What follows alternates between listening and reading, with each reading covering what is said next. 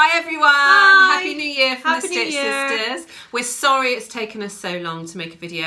It's been a month longer. It's been a month, yes. It's Yeah, been a month. longer. With Chris, we had a little Christmas break. We did. And then we got Australian flu or whatever it was, but it's been horrendous. Yes. So 5 days Nikki, in as bed. you can tell, I'm still in a bit of a you state. still hear it in her voice. She's Yeah. still suffering. She was a couple of days behind me. So I'm feeling a lot better today. I wonder who gave it to us. I'm not sure, but you had it first. I'm blaming you. Yeah. So we spent a whole week in bed from New Year's Day basically until a couple of days ago. So and I'm barely on my feet, but I'm just about there. Yeah. But we thought we'd come back with a nice quick little video. We've been tagged by Elizabeth made this to do our our New Year's resolutions video. So we thought it would be something, it's just us chatting, so we thought we'd come back and say hello to you all again and get back into the swing of things. Yes. So I think the challenge was originally started by a girl called Boz. That's right. And Cotton by Candy. But what they've done is put together, is it five questions? 5 questions. Which are all about your New Year's resolutions. Yes. And seeing as we have them anyway, then, like you say, it's a nice easy one to do, Absolutely. isn't it? Yes. We can tag some people as well. So I think if we do what we normally do, which is we'll tag Amanda at I Sew a Lot. Poor Amanda. Poor Amanda. She's must be like, well, you two leave me alone. And also our Bristol blogger friends. So we'll tag Jen at GingerellaJ and also Sarah at Like So Amazing. So come on, Tell girls. us about your plans. Yes, you know you want to. What's your favourite make of 2017 and why? Okay, well this is a nice easy one for me. Yes. Because I made a by hand London Alex dress for my trip to Rome in October when my lovely husband took me to the opera. And it was part of his my 40th birthday presents. I managed to drag out my 40th birthday over pretty much the whole of the summer. Yeah, 6 months at least. And this trip was like the final, right, you're 40 now, shut up, stop talking about it. That's it, you're getting trip. no more. Yes. But obviously going to the opera is special, and we went to lovely. the Teatro della Roma, which is basically the Italian equivalent of the Royal Opera House that we have in London. So it's a beautiful old building, and people don't really dress up as much as they used to for the opera in any country, but I wasn't going to miss the opportunity. No. So I sewed myself a new dress. It was the by hand London Alex dress. I put my own little spin on it, so I wanted bigger, poofier sleeves, so I expanded the sleeve. I put a cuff on it rather than the elastic channel that it's supposed to have, with rouleau loops and some nice vintage rulers, buttons. Yes. And I absolutely loved stunning. it. I loved it. It has a very deep V, and I made it in sort of my own length. It comes in a mini length and it comes in a maxi length, and I decided that I wanted it to hit just below the knee, so I went for that option. And it's my favourite because I made it in an electric blue crepe, which crepe is just such a lovely fabric to wear. It just feels amazing and it moves beautifully. But the reason I like it so much, I think, is because I did it in a plain. You can see all the details, so it's got a really interesting yoke detail, and I think that it's really nice to be able to see all of those, see how a garment is constructed. I used to make a lot of dresses, but funnily enough, every time I've got a new night out or something, I don't want to wear anything that I've already got, and I want to make something new. So a lot of my dresses only ever get one wear, but I think this one is the exception. I think that I will be looking for opportunities to wear it. I'll be excited to wear it. It's the one thing, when I was thinking back about our makes this year, the one thing I think of when I think of you is that dress. Yeah. So I think because I've banged on about it so much, because I showed pictures of every little detail. For me, though, it was an unusual colour for you.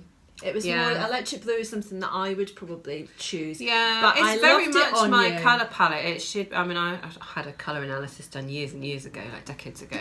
Yeah. And winter colours are definitely my palette. So that electric or cobalt blue is ideal, along with purples and raspberry pinks and this colour and that sort of thing. So yeah, I should wear more of it, and I will.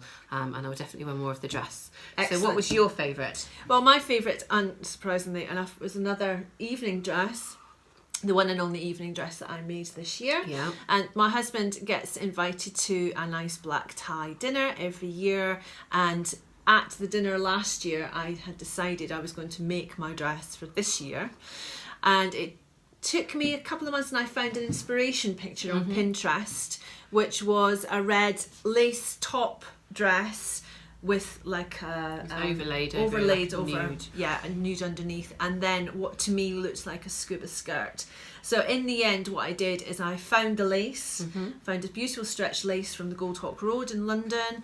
I also found some beautiful, really bouncy scuba. It's the thickest scuba I've ever sewn with, actually, because it's proper. It feels like a really thick You scuba. wanted quite a full skirt, but you didn't want to do the full circle, did you? And I actually did them as a skirt and a top because I was worried about the scuba pulling on the lace. Yeah. So I ended up making them as separates. And I did love them. I felt you looked gorgeous. $1 million that Absolutely evening. Gorgeous. And I'm very pleased about it. It was a very simple sew. Both were very easy to make. The top was based on a boat neck jersey t-shirt pattern, because it was all stretched, but also because it came out of my head. It came out from that picture, and with your help, obviously, I was able to decide what I was going to make with them and how I was going to recreate it and doing it from scratch. And it's the first I didn't really time I've do done anything. that. I just made some suggestions on the fabric and some suggestions on the pattern. And left me to it. Left you to it. Yeah, you did it. And it took me about 2 hours to sew the whole thing. It was literally that quick. Yeah. So it was definitely my favourite make for the quickness, but also because it was so stunning that I did feel as if it was $1 million. So that was my favourite one. Like you said, it was kind of secret pyjamas as well, wasn't it? Which was so comfortable. Yeah. Right, so next one. This is the one I find quite difficult. But what did you attempt in 2017 that you won't be doing in 2018, and why not? Yeah, this is a tricky one, and the reason I was finding it tricky is because the way it's worded, what did you attempt, it almost seems like it's looking for a specific thing that you made. You tried to make. Which I can't really think of anything. So instead, I would have to talk about what I did wrong in 2017 in general. Yeah. And you've been a bad girl again. Very bad girl. Now, I've decided on a couple of things. One of those things was that because we teach, we run a lot of classes that are very basic garments, because that's the level that most of our sewers are at, and that's good because obviously everyone's got to start somewhere, and they need to be accessible to lots of different people. And for some reason, when I look back at everything that I made in 2017, there's a lot of what I call class makes in there. So they're things that I made because we were teaching a class. And it's almost like I convinced myself that for some reason I need to be wearing the thing that I'm teaching. But obviously I've got very limited time for sewing. So I don't really want to be spending so much of my valuable sewing time making garments that, whilst they're lovely, are very basic and not challenging me and not getting me excited. And I'm doing it, I think, for reasons that aren't even necessary, because I don't feel like I have to. I don't think it necessarily establishes my credibility. Surely making something that's more challenging would be even more credible. Absolutely. So I've decided that for 2017, for 2018, I need to stop doing that. There will be some things that I want to make, but I'm not going to make it just because we're teaching a class on it, and I feel like I should, because I just feel like my sewing time is far too valuable, and I want to make things that really do get me excited.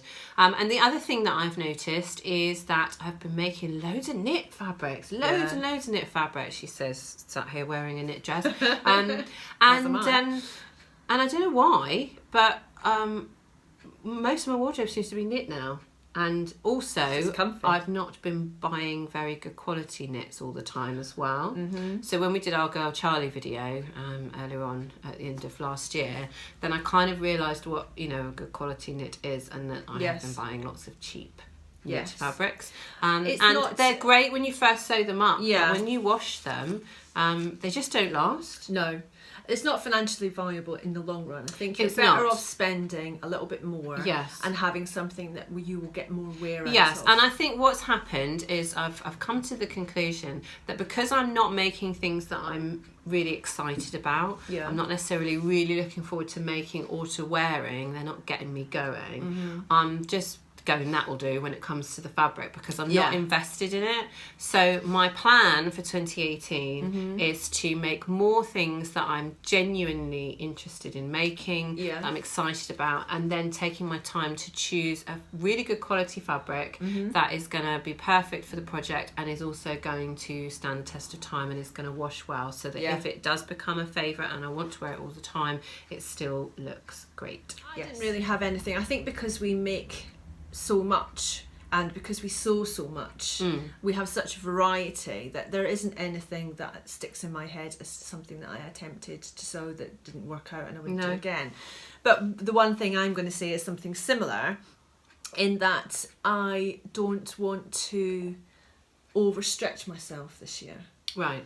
I've got a lot of things that I want to make, but the thing that sticks in my head about last year is 1 month I wrote out this planner and I had something like 18 things that I was going to make in 1 month. And I think I made at least 15 of them. Yeah. But I don't remember what they were. I don't remember getting any pleasure out of making them. I think it was almost like because I'd written it down as a list. Then you had to do it. You were committed. You were locked in. All off. Yes, and clearly someone was going to come up and arrest me if I didn't do it. But then I'm guilty of that too, and I think lots of sewers are, and it's like the only pressure is coming from us. Yeah, absolutely. And it's completely unnecessary. No.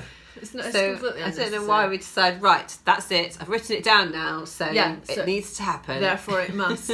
The other thing I was thinking about is that at the end of last year I did try and use as much of my stash as possible. Yeah. And I'm going to say this and she may fall off her chair, but I'm not going to buy fabric anymore. I'm not going to buy fabric. Who is this imposter? No reason. Like, I'm not just going to go, I love that, I'm buying 2 meters of it, because it just sits in a box. Yeah. I think I'm better off going, I'm going to make that shirt and I need this kind of fabric, I need that much of it, and go and buy it. Yes. But so I'm going to do that, but I'm also going to use what's in my stash. Okay. That is my resolution for Excellent. 2018. Good. No unnecessary fabric purchasing. Yes. You heard it here, ladies. Well, with my croaky voice, nearly. We're just about her. Just about. Right. So, number 3, what are you going to continue doing? The main thing that I'm going to continue doing, I switched probably more than ever in this last year to wearing almost completely me-made. Yeah. So I only joined Instagram in March. I'd had an account for a couple of years, but I hadn't done anything with it. But I started using it properly in March of 2017, and it's only then that I realised there was this huge community of sewers, and there were all these interesting challenges, and I'd never heard of Me Made May before, so obviously I was excited to get involved in my first one. Yeah. And in the run-up to it, as we were approaching the start of May, I decided that I should have a big clear out of my wardrobe, because I thought it would make it a lot easier for me, out of sight, out of mind. So I took loads of my or all of my ready-to-wear stuff out of my wardrobe, and I put it somewhere else where it wasn't quite as easily accessible, because I challenged I challenged myself for May that I was going to wear nothing but me-mades. So other than underwear and tights and knitwear, I allowed myself knitwear at the time, because that was before the Cozy Cardi Challenge. Yes, so I probably wouldn't we really allow that now. And I did stick to it for the whole of the month. Yeah. But doing it for a whole month almost established a habit, and I found that I actually much prefer wearing me-mades. Yeah. I don't always have the right me-mades in my wardrobe, but I'm not going to know where the holes are unless I actually attempt to wear my wardrobe. Yes. And so it did get me into a good habit for the rest of the year. And since that point, I think I have carried on with 90% me-mades, probably a little bit more than that. So jeans is something that I have struggled with, and it's jumpers as well. But other than vest tops and that sort of thing, a couple of basics. But other than that, most of what I wear is me-made. Yeah. So I think that's put me on a good path. I definitely want to continue that in 2018. Like I said, I want to make sure that I fill those gaps. Yes. And especially with things with better quality fabrics. Yes. And then that would just make the whole thing a lot easier. Yeah. But I'm not doing it to prove anything to anyone. I'm not doing it, for any other reason than that it makes me happier to wear my own clothes. Yeah. Well, mine is something that you will say, oh yeah, I'm going to do that as well, because you've forgotten. She knows me so well. And mine is I am going to spend more time prepping things. Right. So getting the pattern ready, getting the fabric cut, getting everything ready to sew, so that when I get an hour's sewing time, I can just pick it off the rail and go, I just need to sew the arms on that, whatever, and get that done. Yeah. And you did do a bit of that last year, and that was I can definitely the best way recommend to do it. When my building work started and I knew that I wasn't going to have much time for sewing, in those first few weeks when I still thought I was going to get some sewing done before I realised that wasn't It's really really not going to happen. I did cut out about 10 projects at once. Yeah, bulk cutting. And it was really satisfying to have this big pile of stuff that's ready to sew, because let's face it, the sewing is actually probably the quickest part for a lot of projects.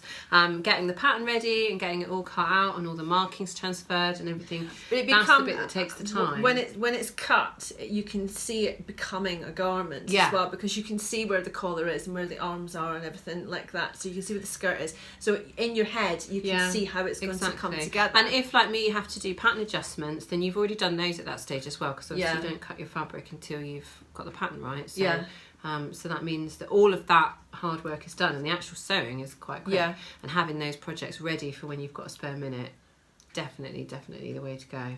More organisation and more prep. Well, needless to say, if one of us does it, the other one does it pretty much, because we do so much together and we get so much of our sewing done together, that if Nikki says I'm going to have a prepping day today, then more than likely I'll be joining her. We laughed because we're doing Make 9 2018 as well, and I said we should just call it Make 18, because I'll make all of hers and she'll make all of mine. The only problem with that is that I already have Make 18, because I had a Make 9 that I posted, Make which 27. were my favourites, but I have another 9 that didn't, backup 9. Yes, but I want to make them all on kind of the first 9, if you like. Top 9. They need some of these other ones to work with them for me to have things to wear together. So really, I've already got a Make 18. If I add your 9, then I've got a Make 27. Yay, let's do it. So I don't care. Right, so number 4. What are you going to try next year or this year? So for this year, I'm trying to take a little bit more of a thoughtful approach to my making. So no scattergun, no shiny magpie, I want that, I'm going to make that. She's laughing at me because she's just thinking there's no way that she's going to do it. So I spent a lot of time planning my Make 9, and I read a couple of books like The Curated Closet as well, just to help me think about not necessarily what I make, but what I actually wear and why that's what I reach for, and try and understand almost the psychology of some of the decisions that I make, and why I have so much that sits on hangers and doesn't get worn. And I feel like I have come to a better understanding of what I want and where I want to go with it. And so I think that my Make 9 or Make 18 or Make 27. I kind of feel like that's my roadmap for the year, and I am planning to try really, really hard to not deviate from that too much. And that includes all of the challenges and stuff that come up on Instagram. I'm not just going to agree to them all. I need to make sure that they actually fit in with my existing plans. Do. Yeah, exactly. And if there's something on my radar that I can use for that challenge, then I'm in. But if I'm making something completely outside of my original plans, so it's almost like I've got a yearly plan and I'm going to try and stick to it. It's a roadmap rather than a guide. So I'm not saying, she knows what I'm like, I'm not going to be 100%. No, I just 5 minutes ago I said I wasn't going to buy any new fabric. Yeah, and I bet if I was to say to her, so-and-so's got a sale on, she'd be there. You'll have to remind me and say your sewing resolution. Yeah. Well, mine is what I'm going to try this year is that we are going to be doing some pattern drafting classes. We are going to do slopers and teach ourselves all about how to draft your own patterns. That's something Rachel's done a touch of that before. And she's done all her sewers and done all of that. But because I'm relatively new to dressmaking, I've not done anything like that. So so we're going to do a crash course on it, aren't we? We are, yes. We just thought, because we do so much together, and it'd be useful for our business as well, so that we can come up with classes that are based on our own designs. Yes. And obviously, it's not something that Nikki wants me going off doing on my own. No. And just I'd do anything on her saying, own. "Oh, I've sorted it out now. You Can't don't need even to have worry." flu on her own. She has to be joined by me. So yeah, it's just something that if we both have those skills, then it just opens up a lot more options for us. Absolutely. So. And the way that we do our business is because we bounce off each other so much, and that carries over onto our YouTube channel. The fact that we like doing the same makes and showing you how it can look differently and how we can spin it. I think that we can do the same with pattern drafting, and hopefully, coming on to the next question, where do you see your handmade wardrobe by the end of next year and then in 5 years? So what do you think of that one? My handmade wardrobe by the end of this year, 2018, I would like to be completely me made, and that includes lingerie, and that includes You've been talking knitwear. about that for a while. So I don't know if it's realistic actually for me to have all of my lingerie me made by the end of this year. Probably not. But I would like to have made some. Yes. And that's probably more my 5-year plan. Yeah. Is that by the end of 5 years, I'd like for all my underwear to be me made as well. Yes. Well, that's assuming that I like it. Yeah. I mean, I might find that my underwear isn't as comfy as M&S's, and so I decide it's not That's for me. the risk you take. So, I'm not going to soldier on wearing really uncomfortable underwear because I made it, clearly. But no one would be able to tell. That's the that thing. I'm walking. It's funny. Is that a homemade bra? Well, you're in Tesco's.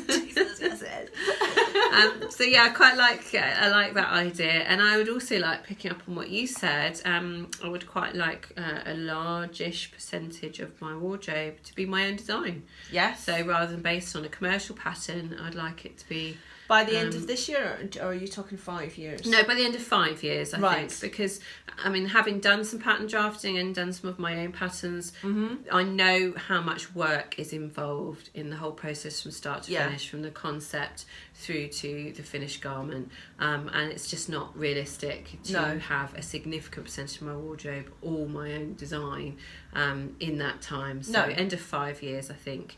By the end of this year, I'd expect a few bits. Yeah, definitely. Yes. Well, mine is just to have it, because I do make a lot, but I do buy a lot as well, because I'm a shopper and I like shopping. But I'm finding that I'm enjoying making more than shopping. Yeah. So I would like to make more and buy less. I'm not going to say that it will be 100% because that would be too much of a commitment for me. Maybe by the end of 5 years. Yeah. I don't know. We'll see. I don't know. I'm in a flux place at the moment, so I'm not quite sure. But I definitely want more separates in my wardrobe. That's definitely what I need. I don't wear as many dresses as Rachel does. So I definitely need to concentrate on separates. And saying that, the first 5 things that I have planned are all dresses, but they are all for challenges. And I've got barely any dresses included in my plans. More skirts and trousers and shirts and t-shirts and jumpers and things, because that's what I wear. I wear dresses occasionally, but they have to be suitably comfortable for me to be able to wear them all day. Otherwise, I'll be back in my jeans by the time you look at me. So that's what I would like. But also, I would like. I'd like to be braver with my pattern choices. I'd like to be braver with my sewing, so doing some hacks and things like that, which I've not done before. Okay. So do some pattern hacks, and eventually for the 5 years to be wearing stuff that I've designed that's come from my head or from your head, and hopefully our heads, and to have our own little pattern range would be what I would like. Yeah. So that would be what we can share with you, ladies. That's it, I think. Yeah, so that's all the questions. So we hope you've enjoyed hearing about our plans. Yes. Apologies for the big gap in coverage from the Stitch Sisters. We have got lots of other videos planned. And we are getting back on our feet, so we'll be definitely back to you soon. So yeah, we'll see you soon for another video. Take care, guys. Bye.